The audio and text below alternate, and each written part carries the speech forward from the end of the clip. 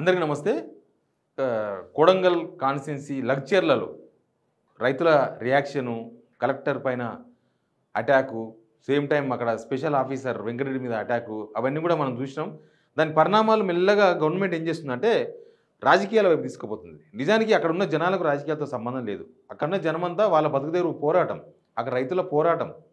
వాళ్ళంతా భూములు ఇచ్చేందుకు ససేమిరా అంటున్నారు. వాళ్ళకున్న కొంతమందికి గుంటల్లో ఉందంట పొలం, ఆ గుంటల మీద ఆధారపడి బతారంట వాళ్ళు. ఆ గుంటలో 10 గుంటలో, 15 గుంటలో, 20 గుంటలో కందులు వేసుకొని పండించే రైతులు, కందులు పండించే రైతులు అక్కడ మొత్తం వాళ్ళంతా. అక్కడ ఎవ్వరు ఆల్మోస్ట్ అక్కడ ఏ కంపెనీ లేవు కాబట్టి వాళ్ళు ఎవరు ఉద్యోగాలు చేయరు. పొద్దుగాలు వేస్తే పొలం కాడికి పోవాలి, పని చేసుకోవాలి, ఇంటికి రావాలి, దాని మీద డిపెండ్ అయ్యి బతికే వాళ్ళు. వాళ్ళ కొడుకులు డిగ్రీ చదివిన వాళ్ళు వాళ్ళు వీళ్ళు ఉంటే హైదరాబాద్లో ఏదో కంపెనీలో పని చేసుకోవాలి, మళ్ళీ సాయంత్రానికి పోవాలి. ఇదే పని వాళ్ళది, వాళ్ళ జీవితం ఇది. ఇప్పుడు వాళ్ళ జీవితంలో ఫార్మా విలేజ్ అనే ఒకరు తీసుకుపోయి వాళ్ళ జీవితాలను బుగ్గిపాలు చేసే ప్రయత్నం చేశారు. ఇదంతా ఓకే, ఇదంతా మనకు తెలుసు. అయితే ఇప్పుడు ఏమైందంటే పట్నం నరేందర్ రెడ్డి మార్నింగు కేబీఆర్ పార్కులో వాకింగ్ చేస్తుండగా పోలీసులు మఫ్టీలో పోలీసులు పోయి ఆయనను లాక్కపోతున్నారు, గుంజుకపోతున్నారు. చూసిండ్రా ఎట్లా గుంజుకపోతున్నారు? ఇంకా తప్పించుకొని పోతాడేమో, ఇక ఈయన పోతే మళ్ళీ దొరకడేమో, అసలు ఆయన ఏదో దేశద్రోహం చేసినట్లుగా. ఇది ఇక్కడ ఈ సీన్ చూసిన తర్వాత రేవంత్ రెడ్డి ఎంత వీక్ అనేది చాలా ఈజీగా అర్థమవుతుంది. రేవంత్ రెడ్డి చాలా వీక్ అనేది, ఆయన బలహీనతను ఆయన బయట పెట్టుకున్నట్టుగా కనిపిస్తుంది. ఎందుకు ఆయన బలహీనత అంటే పట్నం నరేందర్ రెడ్డి ఎవరో కాదు, ఆయన ప్రత్యర్థి. ఆయనను రేవంత్ రెడ్డిని ఒకసారి ఓడించిన ప్రత్యర్థి. మొన్న 27,000 ఓట్ల తేడాతో ఓడిపోయిన అభ్యర్థి పట్నం నరేందర్ రెడ్డి. లాస్ట్ టైం ఓడించిండు కదా, 2018 ఎలక్షన్స్లో ఏమైంది? ఓడిపోయాడు రేవంత్ రెడ్డి. ఈయన చేతిలో ఓడిపోయాడు, పట్నం నరేందర్ రెడ్డి చేతిలో ఓడిపోయాడు. మొన్న సీఎం అవుతారు, మా కాన్స్టిట్యున్సీకి వెళ్ళి మంత్రి అవుతాడు, అవసరమైతే ఎవరు కాలే జీవితంలో ఇప్పటివరకు, తెలంగాణ వచ్చినప్పటి నుంచి కాదు, ఉమ్మడి ఆంధ్రప్రదేశ్లో కూడా కొడంగల్కి ఎవరు మంత్రి కాలే, కనీసం ఈయన మంత్రి అని అవుతాడు, ముఖ్యమంత్రి కాకపోయినా మా కాన్స్టిట్యున్సీ డెవలప్మెంట్ అవుతుందని జనం ఓట్లు వేస్తేనే 27,000 మెజార్టీ వచ్చింది. 27,000 మెజార్టీ లేకపోతే ఓడిపోతున్నారు రేవంత్ రెడ్డి. ఆయన సీఎం అభ్యర్థి కాదు, మంత్రి కాదు, అసలు కాంగ్రెస్ గవర్నమెంట్ వచ్చే అవకాశం లేదంటే రేవంత్ రెడ్డి మళ్ళీ ఇంకోసారి ఓడిపోతుండే, డబల్ అయిపోతుండే. ఈ ఇష్యూతోన ఆయనలో ఉన్న బలహీనతను బయట పెట్టుకున్నాడు. ఎందుకంటే డైరెక్ట్ ప్రత్యర్థి ఆయన. ఇప్పుడు ఏంది ఈ అరెస్ట్తో ఏమైందంటే, ఈ అరెస్టుతో ఫార్మాను వ్యతిరేకిస్తున్న రైతుల నాయకుడు అయ్యాడు. వాళ్ళందరి తరఫున ఈయనను అరెస్ట్ చేసింది ఇప్పుడు, అంతే కదా, వాళ్ళందరి తరఫున ఈయనను అరెస్ట్ చేసింది ఇప్పుడు. నిజానికి సురేష్ అనే ఒక మండల బీఆర్ఎస్ మండల ప్రెసిడెంటు రెచ్చగొట్టిండు అంటున్నారు. ఎవరిని రెచ్చగొట్టిండు? కలెక్టర్ని రెచ్చగొట్టిండా? ఒక రైతుగా మేము మీ దగ్గరకు రావడం కన్నా మీరు మా దగ్గరికి రండి సార్, మీరు 10 మందే కదా, మేము చాలామంది రైతులం కదా, మేము మీ దగ్గర రావాలంటే 2 కిలోమీటర్లు ఎందుకు, మీరు మా ఊరికి వస్తే అక్కడనే ఒపీనియన్ తీసుకోవచ్చు, మేమందరం అక్కడ కూర్చున్నాం, ఊర్లో కూర్చొని ఉన్నాం ఆల్రెడీ, మీరు అక్కడికి రండి. వాళ్ళంతా బహిష్కరించారు. నిజానికి ఆ రోజు వాళ్ళంతా కూడా ఆ అభిప్రాయ సేకరణ బహిష్కరించి వాళ్ళు ఊళ్ళో కూర్చున్నారు రైతులందరూ. దానిలో బీజేపీ వాళ్ళు ఉన్నారు, కాంగ్రెస్ రైతులు ఉన్నారు. ఇప్పుడు ఆ ఊర్లో లగ్చర్లలో ఉన్న కాంగ్రెస్ వాళ్ళు మాత్రం భూములు ఇచ్చేందుకు రెడీగా ఉన్నారా? ఒక్క రైతు కూడా అంగళం భూమి ఈయనకి రెడీగా లేడు ఆడ. వీళ్ళు కాంగ్రెస్ కార్యకర్తలనే ఒప్పించలేకపోయినారు భూమి కోసం, భూమి గుంజుకుంటామని. ప్లస్ ఆడున్న బీజేపీ కార్యకర్తలతో మాట్లాడలే. రైతుల్లో కొంతమంది న్యూట్రల్గా ఉంటారు, కొంతమంది ఏదో పార్టీకి అప్లికేటెడ్ ఉంటారు. ఆయనతో మాత్రాన వాళ్ళ భూమిని ఇచ్చేయాలని కాదు కదా. ఇప్పుడు సురేష్ అనే అతను కలెక్టర్ను తీసుకుపోయిండు అనేది ప్రధానమైన అభియోగం. ప్లస్ ఆయన నరేందర్ రెడ్డితో మాట్లాడిండు. నరేందర్ రెడ్డితో ఒక్క రోజులో కాదు, దాదాపు ఈ 8 నెలలకెళ్ళి జరుగుతున్న ఈ ఉద్యమం, రైతుల ఉద్యమంలో ఒక 2 నెలల డిఫరెన్స్లో 40 సార్లు మాట్లాడిండు అంటూ.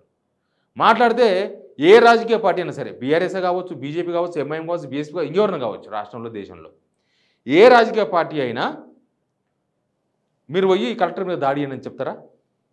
మీరు పోయి ఎంఆర్ఓ మీద దాడి అని చెప్తారా?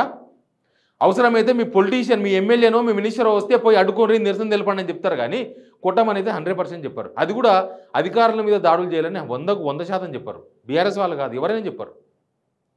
ఇక్కడ ఏంటంటే రేవంత్ రెడ్డి ఆయన బలహీనతను ఈ రూపంలో బయటపెట్టుకున్నాడు అంతే. ఆయన బలహీనతను ఈయన అరెస్ట్ చేసినంత మాత్రాన ఆడ సమస్య పరిష్కారం అవుతుందా? ఆడ సమస్య పరిష్కారం కావాలంటే మీరు రైతులను ఒప్పించాలి, లేదా మీరు ఆ ఫార్మా విలేజ్ నుంచి వెనుకకు జరగాలి. ఈ 2 ఆప్షన్స్ గవర్నమెంట్ ముందు ఉన్నాయి.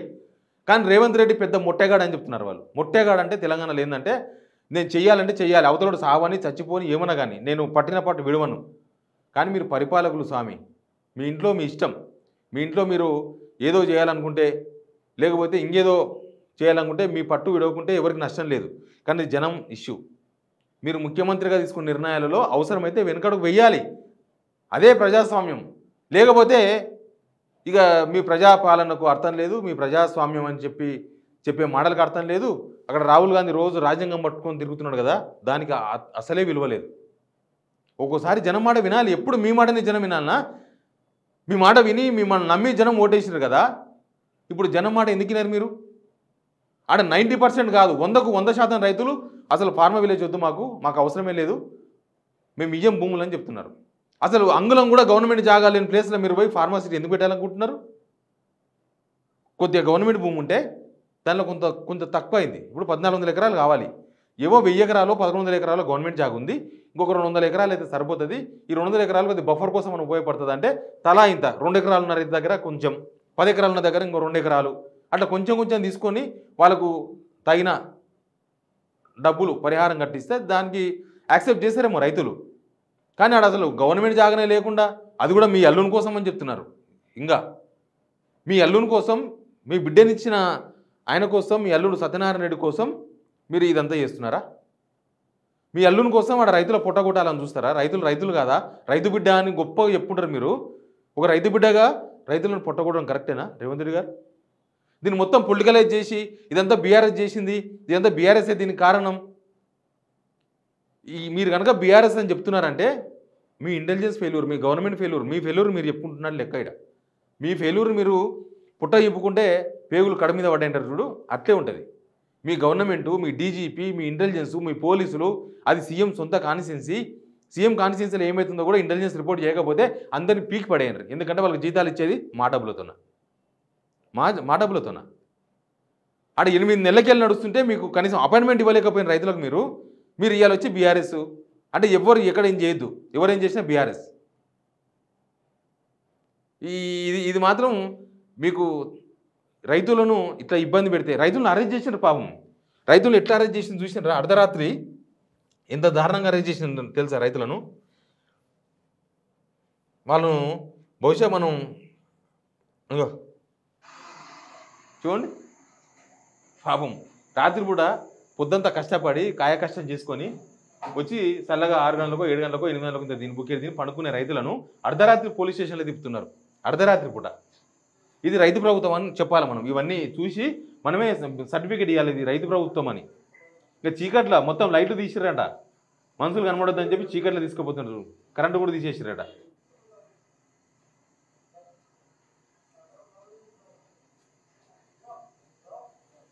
మొత్తం 38 మంది రైతులు, 38 మంది రైతుల్లో దాదాపు 20 మంది రైతుల మీద కేసులు బుక్ చేశారు.